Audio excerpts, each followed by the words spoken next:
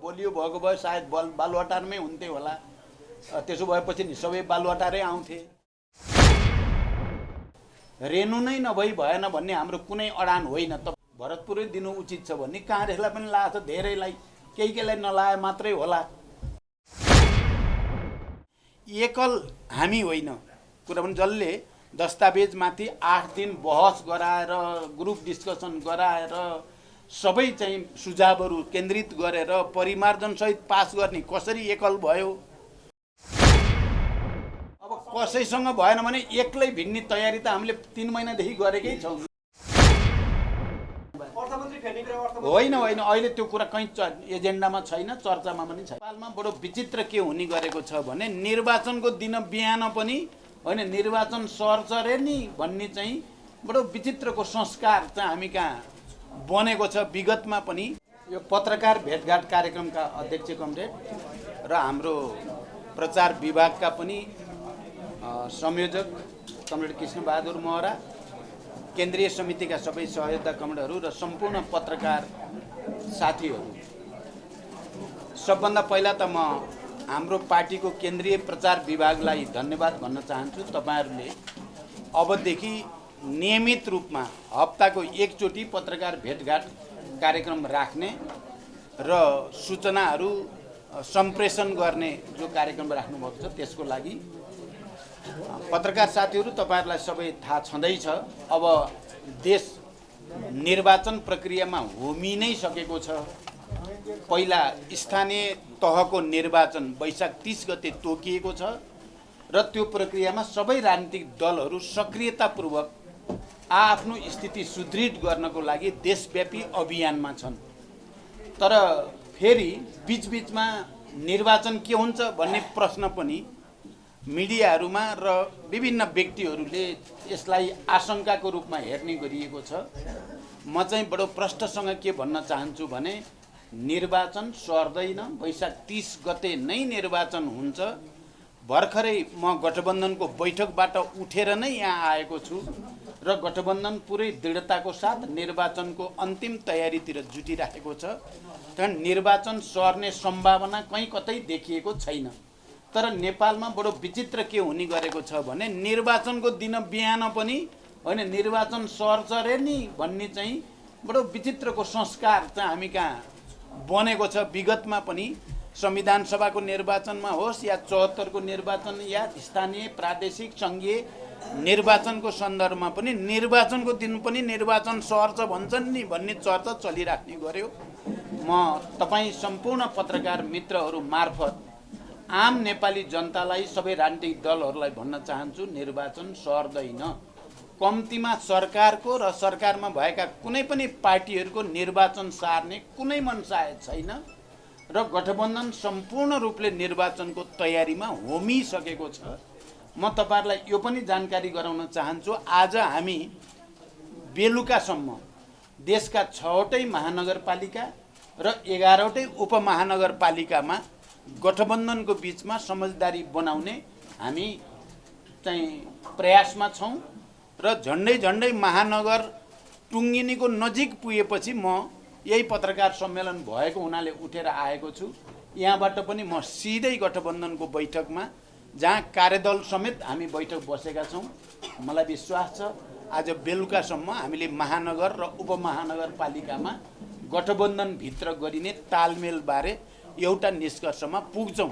त्यसपछि नगरपालिकाहरू र गाउँपालिकाहरू यो सबैको निम्ति हामीले अधिकार प्रत्यायोजन गरेर तल दिएकै छौँ र आज बेलुकासम्म तलको सम्पूर्ण रिपोर्टहरू केन्द्रित गर्ने र सकेसम्म भोलिसम्म एउटा निष्कर्षमा पुग्ने हाम्रो कोसिस छ।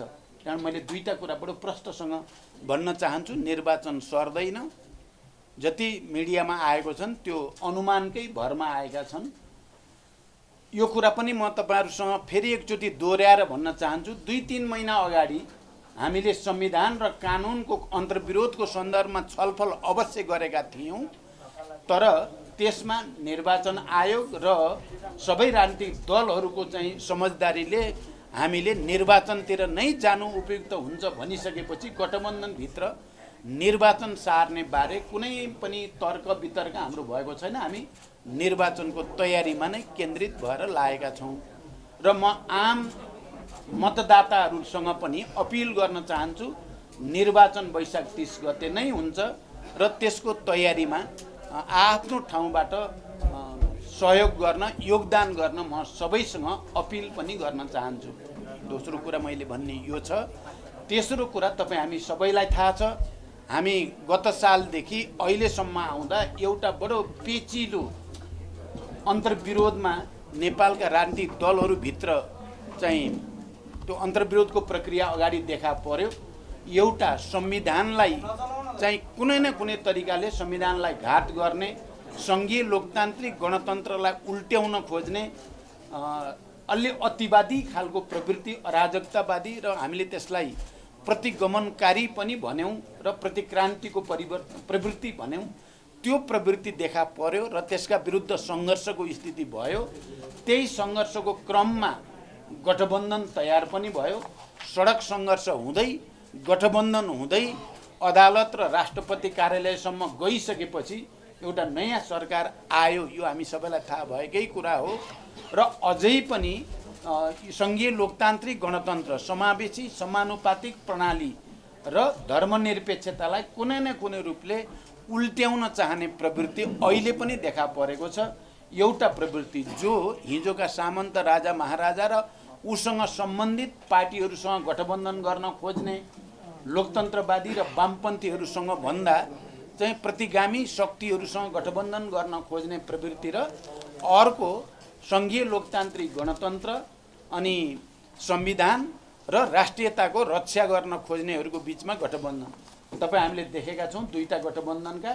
तपाईँ गठबन्धनका पार्टीहरूका अनुहार राम्रोसँग हेर्नुभयो भने कुन गठबन्धन लोकतन्त्रवादी, परिवर्तनकारी, सङ्घीय लोकतान्त्रिक गणतन्त्रको पक्षधरको गठबन्धन हो र कुन त्यसलाई उल्ट्याउन खोज्ने हो भन्ने कुरा प्रष्टै देखिन्छ। त्यही कारण यो निर्वाचन एकचोटि फेरि प्रतिगमन विरोधी आन्दोलन, हिजो जसले हामी देशका अत्यधिक धेरै राजनीतिक दलहरू, तपाईँ पत्रकार साथीहरू सबै जसो नै झन्डै मैले हेर्दा त 99% पत्रकारहरू, बुद्धिजीवीहरू, नागरिक समाजका अगुवाहरू, नागरिक आन्दोलनका अगुवाहरू, न्याय क्षेत्रमा काम गर्ने सबै पूर्व प्रधान न्यायाधीशदेखि न्याय क्षेत्रका सबै वरिष्ठ व्यक्तित्वहरू र आम नेपाली जनताको समेत पहल कदमीमा संविधान विरोधी जो प्रतिगामी कसरत आएको थियो त्यसलाई असफल तुल्याइएको हो।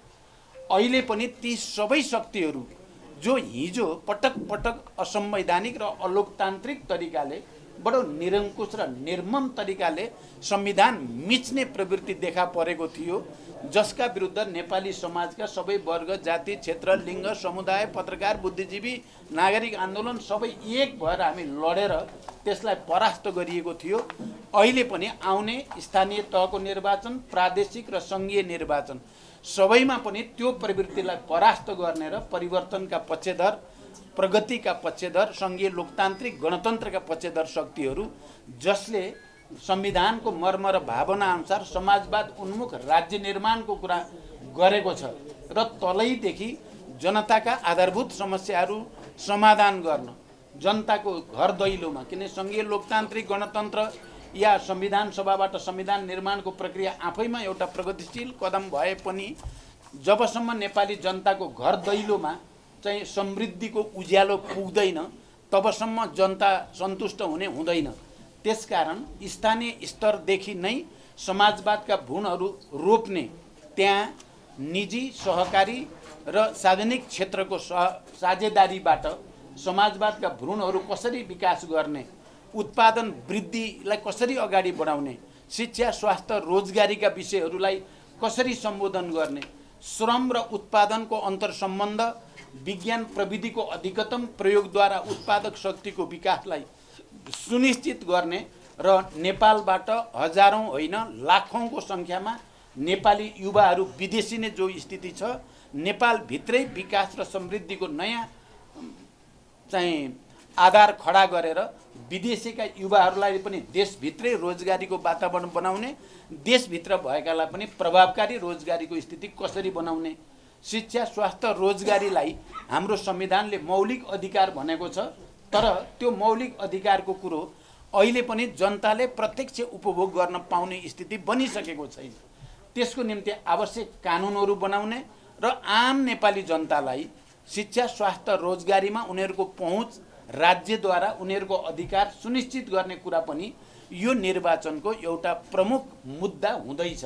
र हामी तपाईहरुलाई थाहा छ, नेकपा माओवादी केन्द्रले राष्ट्रिय महाधिवेशनमा आजको विश्व परिस्थिति, आजको विज्ञान प्रविधिको विकासको स्थिति खास गरिकन मैले अलि बढी मेहनत गरेर यसलाई नेपालको समाजवादको बाटो कस्तो हुन्छ भन्ने क्रममा आइन्स्टाइनको थ्योरी अफ रिलेटिभिटी, सापेक्षतावादको सिद्धान्त, क्वान्टम मेकानिक्स र अहिले ग्लोबलाइजेसन र डिजिटलाइजेसनसम्म आउँदा आईटी क्षेत्रमा खास गरी इन्फर्मेसन टेक्नोलोजीमा भएको रिभोल्युसनको प्रभाव मानिस बीचको सम्बन्धमा कस्तो परेको छ, देशको बीचमा सम्बन्धमा कस्तो परेको छ र स्थानीय जनता, आम जनताको चाहिँ जीवनमा के प्रभाव परेको छ भन्दै स्थानीय तहदेखि नै प्राकृतिक साधन स्रोतमाथि स्थानीय जनताको अधिकार सुनिश्चित गर्ने, त्यहाँ विकास र समृद्धिको निम्ति विज्ञान प्रविधिको प्रयोग गरेर उत्पादन अभिवृद्धि गर्ने र हर क्षेत्रमा जनताको पहिचान र अधिकारलाई स्थापित गर्ने कुरा भनिएको छ। र हामी आउने निर्वाचनमा, स्थानीय तहको निर्वाचनमा नि त्यही अपिल गरेर अगाडि बढ्दैछौँ र आउने प्रदेश र सङ्घको निर्वाचनमा पनि हामीले जनताका मूलभूत समस्याहरूलाई सम्बोधन गर्ने कुरामा जोड दिएका छौँ। र मैले अन्तिममा तपाईहरुसँग सुरुमा मैले राख्दा यो परिवर्तन जो आएको छ यो सजिलै आएको परिवर्तन होइन। सङ्घीय लोकतान्त्रिक गणतन्त्र, समावेशी समानुपातिक प्रतिनिधित्व प्रणाली, धर्मनिरपेक्षता भन्ने दशकौं लामो नेपाली जनताको सशस्त्र र शान्तिपूर्ण सङ्घर्ष र पछिल्लो पटक जनयुद्ध र ऐतिहासिक जनआन्दोलन, यो दुईटाको संयोजनबाट हजारौं नेपाली जनताका छोराछोरीहरूको त्याग बलिदानको बलमा यो प्राप्त भएको कुरा हो। अहिले दुर्भाग्य के भएको छ भने यो परिवर्तन ल्याउन भूमिका खेल्ने एकातिर, यो परिवर्तन रोक्न खोज्नेको हातमा डाडु पनि यो पर्न गयो विगतमा। त्यसले गर्दा वास्तवमा देश जसरी गतिशील भएर अगाडि जानुपर्ने हो त्यसरी जान सकेन। हामीलाई के विश्वास छ भने हिजो हामीबाट पनि कहीँ कमी भएको छ, कमजोरी भएको छ।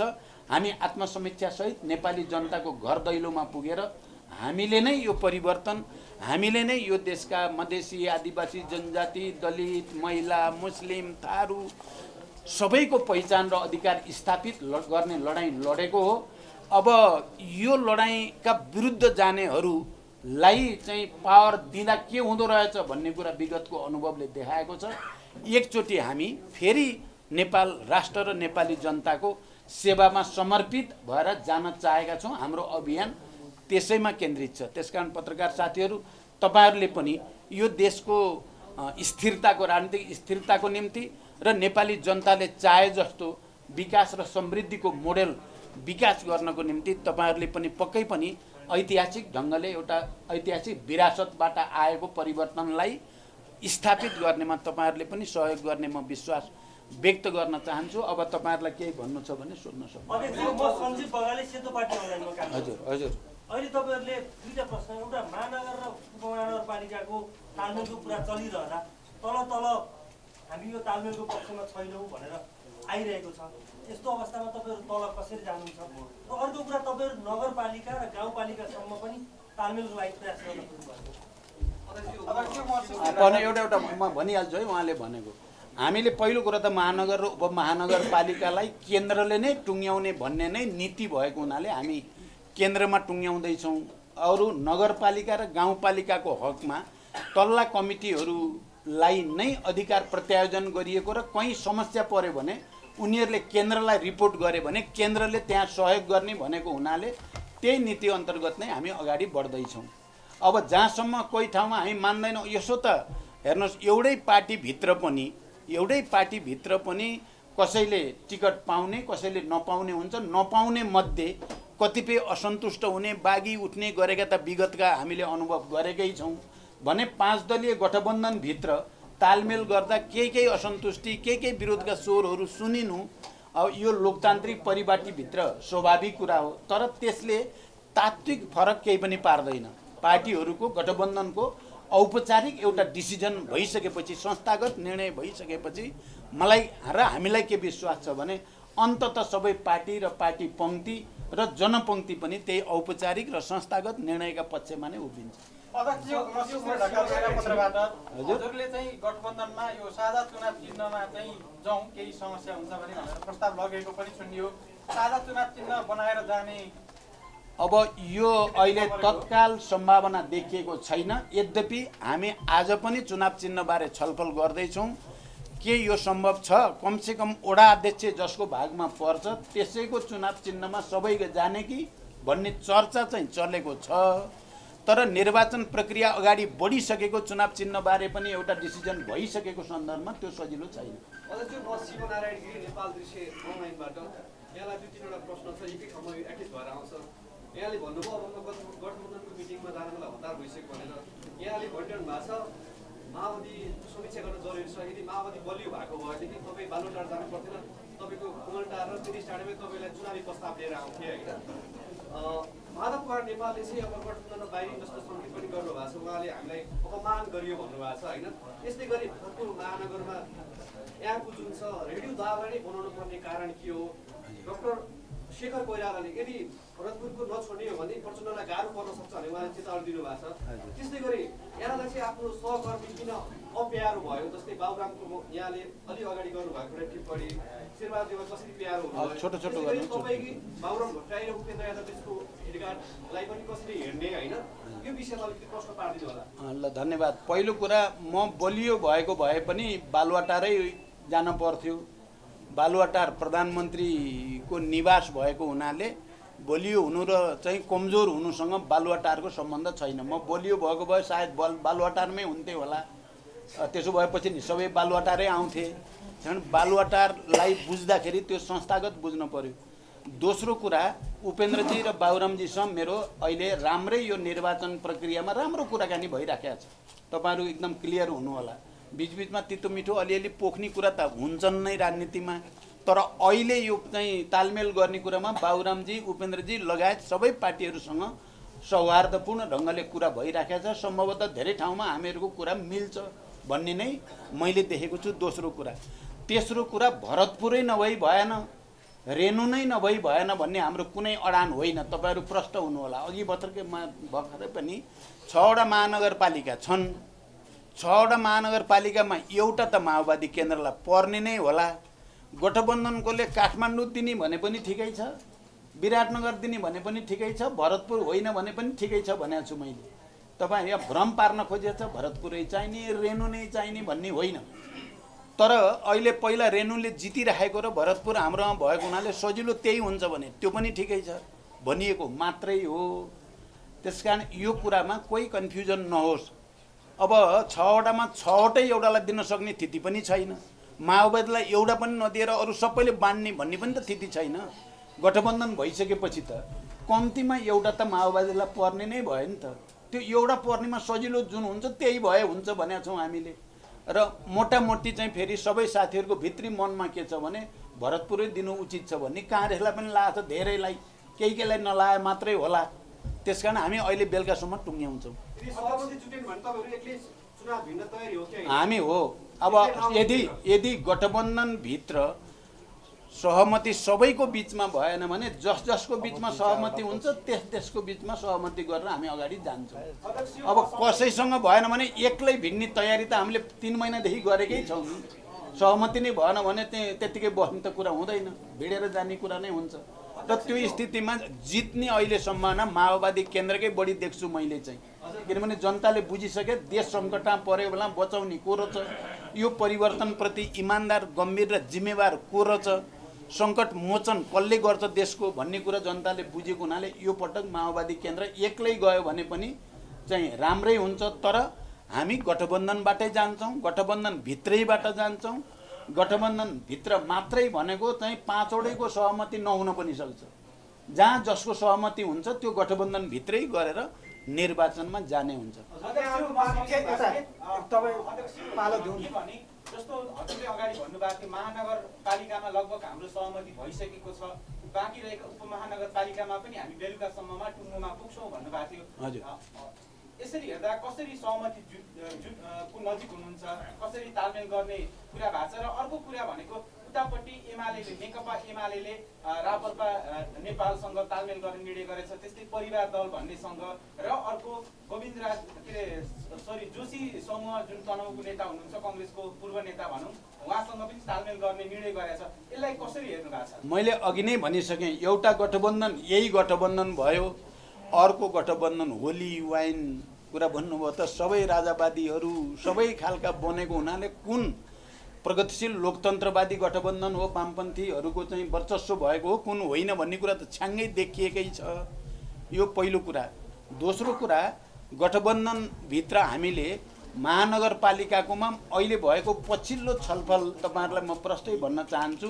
6वटा महानगरपालिका मध्ये नेपाली कङ्ग्रेसले 3टा महानगरपालिका लियोस्, 3टा चाहिँ माओवादी केन्द्र, एकीकृत समाजवादी र जनता समाजवादी पार्टीले एउटा लियो भने यो न्यायपूर्ण हुन्छ र चुनाव जित्न सजिलो पनि हुन्छ भन्ने लाइनमै छलफल भएको छ। मैले भनेको यही लाइनमा करिब हामी निष्कर्षको नजिक छौँ भनेको हो। उपमहानगरपालिका पनि यही लाइनभित्रपट्टि तपाईँले जस्तो महानगरपालिकाको बाँडफाँडको मोडेल सुन्नुभयो, त्यही मोडेलभित्रबाट उपमहानगरपालिका पनि टुङ्ग्याउने हाम्रो प्रयास छ। अन्तिममा एउटा प्रश्न, म श्यामसुन्दर पुडासेनी नेपालन्युज.com बाट। यहाँले अघि नै जनतालाई अपिल गर्नुभयो 2वटा गठबन्धन छ, तपाईँहरूले विचार गर्नुहोस् 2वटा गठबन्धनमा कुन उपयुक्त हुन्छ भनेर। यहाँले भन्नुभयो सङ्घीय लोकतान्त्रिक गणतन्त्र उल्ट्याउने प्रतिगामी र राजा महाराजा सामन्त जोडिएको एउटा गठबन्धन एउटा अग्रगामी यहाँहरूको गठबन्धन भन्नुभयो। यहाँहरूको सत्तारूढ गठबन्धनमा राष्ट्रिय जनमोर्चा छ जो संहिता विरोधी हो, र अर्को झापामा यहाँले गठबन्धन गर्दै हुनुहुन्छ राष्ट्रिय प्रजातन्त्र पार्टी जो गणतन्त्र विरोधी हो, संवैधानिक राज संस्था चाहिन्छ भनेर। तपाईँहरूले फेरि भन्नुहुन्छ कि अर्को पक्षलाई चाहिँ सामन्ती राजा महाराजा जोडिएको र गणतन्त्र उल्ट्याउने षड्यन्त्र प्रतिगामी भन्दा अरूलाई आरोप लाउनुहुन्छ। यो कसरी सम्भव भयो? अनि अर्को भनेको गठबन्धन दलमा सहमति भएन भने गठबन्धनमा भएका दलसँग मित्रवत प्रतिस्पर्धा हुनेछ यहाँले भन्दै आउनु भएको छ।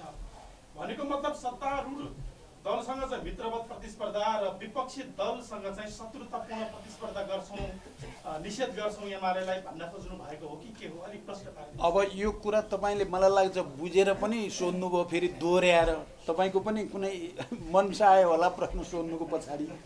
एउटा कुरा के हो भने, पहिलो कुरा झापामा हाम्रो कोही राप्रपासँग यता भयो गठबन्धन भयो भन्ने कुरा सत्य होइन। कुनै खास ठाउँमा कुनै खास व्यक्तिको सन्दर्भमा कुरा हुन पनि सक्ला, लोकल लेभलमा हाम्रो भएको छैन। यो पहिलो कुरा। दोस्रो कुरा, हिजो नेकपा जुन मनसायले देशको राजनीतिक स्थायित्व विकास र समृद्धिको निम्ति भनेर गरिएको थियो, त्यो 2टा मूलभूत कुराले त्यो भङ्ग भएको हो भन्ने कुरा तपाईँहरूलाई थाहा छ। एउटा धर्मनिरपेक्षताको ठाउँमा हिन्दू अतिवादतिर जान खोज्ने प्रवृत्तिका कारणले पनि समस्या पैदा भएको हो। तपाईहरुले यो कुरा त बुझ्नु भएको छ नि। अहिले गठबन्धनभित्र यो विषय उठेको पनि छैन, तर अर्को गठबन्धनमा त यही त मुख्य विषय छ। त्यसकारण हामी धर्मनिरपेक्षताको पक्षधर हो या होइन भन्ने कुरा एउटा विषय भएको छ। अर्को, हामी यो संविधानमा भएको अग्रगामी चाहिँ धाराहरू र प्रवृत्तिलाई हामी रक्षा गर्न चाहेको हो कि भङ्ग गर्न चाहेको हो? तपाईँ राप्रपा भन्नुहोस् या राजा नै फर्काउनु पर्छ भन्ने पार्टीहरूसँग गठबन्धन गर्नुको तात्पर्य गणतन्त्रको रक्षाको निम्ति हुन सक्छ त? अनि हाम्रो गठबन्धनभित्र कोही गणतन्त्र विरोधी देख्नु भएको छ त? भन्दा यो त दिनको घाम जतिकै छर्लङ्ग छ नि। मलाई लाग्छ यो पटक नेपाली जनताले एकचोटि फेरि ऐतिहासिक फैसला गणतन्त्रकै पक्षमा, परिवर्तनकै पक्षमा, संघीयताकै पक्षमा, समावेशी समानुपातिकताकै पक्षमा गर्छन्। हाम्रो अपिल त्यही हो र विश्वास पनि त्यही हो। हस् त ल, साथीहरूलाई धन्यवाद। आन्तरिक उहाँले आन्तरिक के भन्दै हुनुहुन्छ? आन्तरिक अब नियमित पत्रकार सम्मेलन हुन्छ भन्ने भएको छ हैन? यहाँहरुको जुन अर्थमन्त्री फेर्ने कुराहरु पनि आइरहेको छ गोबर्धन निलम्बनपछि। त्यस्तै गरी यहाँको महाधिवेशन भएको धेरै भइसक्यो, कुरा त पाउन सकिरहेको छैन। हिमालय अध्यक्ष तपाईहरुको त एकल साँझ भनेर दिइराख्नु भएको छ हैन? के भन्नुहुन्छ यो कुराहरु तपाईहरु? हाम्रो महाधिवेशनले दस्तावेजहरू सम्पूर्ण हाम्रा नीति योजना कार्यक्रमहरू सर्वसम्मत रूपले पारित गर्यो, यो पहिलो कुरा। अनि महाधिवेशनले केन्द्रीय समिति पनि सर्वसम्मत रूपले पारित गर्यो, निर्वाचित गर्यो। दोस्रो कुरा, अध्यक्ष पनि केन्द्रीय समितिले सर्वसम्मत रूपले निर्वाचित गर्यो। तेस्रो कुरा, चौथो कुरा, अब निर्वाचन अगाडि आएको हुनाले अरू पदाधिकारी निर्वाचनपछि गरौँला भनेर सर्वसम्मत रूपले निर्णय गरिएको छ। त्यसकारण अधुरो अपुरो भन्न हाम्रो केही पनि छैन। सचेत रूपले निर्वाचन केन्द्रित हुने उद्देश्यका निम्ति हामी अगाडि बढेका छौँ। त्यसकारण त्यस्तो छैन। एकल हामी होइन, कुरा पनि जसले दस्तावेजमाथि 8 दिन बहस गराएर ग्रुप डिस्कसन गराएर सबै चाहिँ सुझावहरू केन्द्रित गरेर परिमार्जनसहित पास गर्ने कसरी एकल भयो, अनि जबरजस्ती चाहिँ अब चाहिँ दस्तावेज पनि छैन, नीति पनि छैन, सिद्धान्त पनि छैन, एकलौटी गर्न खोज्ने कसरी डेमोक्रेटिक भयो, यो त तपाईँहरूले राम्रोसँग बुझ्ने कुरा हो। धन्यवाद। अर्थमन्त्री फेर्ने कुरा अर्थमन्त्री होइन होइन, अहिले त्यो कुरा कहीँ एजेन्डामा छैन, चर्चामा पनि छैन। अध्यक्षज्यू नमस्कार, म विक्रम श्रेष्ठ यो अन्तिम है। तपाईँको गठबन्धनको छलफलमा चुनावी सहकारी हुने सम्भावना के छ? कोसँग? विप्लव नेतृत्वको माओवादी पार्टी। अब विप्लवजीहरू चाहिँ अहिले चुनावमा आउने भनेर चाहिँ सबैसँग भेटघाट पनि गर्नुभयो, सबैसँग कुराकानी पनि भइराखेको छ। हाम्रो विचारमा 3 बुँदे सहमति केपी ओली र विप्लवहरूको बिचमा जो भएको थियो त्यसलाई हामीले सकारात्मक भनेर त्यति बेला नै समर्थन गरेका थियौँ। अहिले पनि उहाँहरू निर्वाचनमा आउन चाहेको हुनाले उहाँहरूलाई निर्वाचनमा आउन सकेसम्म हामी सबैले मिलेर सकारात्मक वातावरण बनाउनुपर्छ भन्ने हाम्रो नीति छ, हाम्रो समझदारी पनि छ। गठबन्धनभित्र पनि उहाँहरूलाई अब चाहिँ चुनावमा आउँछौँ र संस्थागत रूपले जान्छौँ भन्ने कुरा राम्रो कुरा हो। नेपालको लोकतन्त्रको लागि, नेपालको शान्ति प्रक्रियाको लागि, नेपालको जनताको समृद्धिको लागि यो सकारात्मक कुरा हो भन्ने हाम्रो छ। अब उहाँहरूले आइसकेपछि कता सहयोग गर्नुहुन्छ भन्ने कुरा त उहाँहरूको स्वतन्त्रताको कुरा हो। मलाई लाग्छ पृष्ठभूमिको कारणले, विरासतको कारणले उहाँहरू माओवादी भन्दा बाहिर जान सक्नुहुन्छ भन्ने मलाई लाग्दैन। सबैलाई कुरा नि विप्लवलाई देखाएर चुनाव चार हुन त अगाडि भन्नुभएको छ चुनाव हुन्छ भनेर, तर यहाँ मान्छेहरूले के भन्छन् भन्दा सत्तारूढ दलहरू विप्लवलाई देखाएर चुनाव चाल्ने षड्यन्त्रमा लागेका छन्। छैन, बिल्कुल छैन, बिल्कुल छैन। कुरा भन्नुभयो त सबै राजनीतिक दलहरूले त्यही कुरा, विप्लवहरूले राष्ट्रपतिसँग भेटेको हामीलाई थाहा छ, निर्वाचन आयोगमा गएर भेटेको पनि हामीलाई थाहा छ, अनि बालकोट गएर केपी ओलीलाई भेटेको पनि हामीलाई थाहा छ। चुनाव सार्दिन पर्यो भनेर उहाँहरूले भन्दै गर्दा हामी देशभरि चुनावी अभियानमा हिँडिरहेका छौँ, यो तपाईँहरूले देखिराख्नु भएको छ। त्यसकारण हाम्रो कुरा उहाँहरूलाई देखाएर चुनाव रोक्ने होइन, उहाँहरूलाई पनि चुनावमा आउने वातावरण कसरी बनाउने सकारात्मक ढङ्गले सोध्नुपर्छ भन्ने मात्रै हो। यसमा कोही भ्रम नपरोस्। धन्यवाद साथीहरूलाई।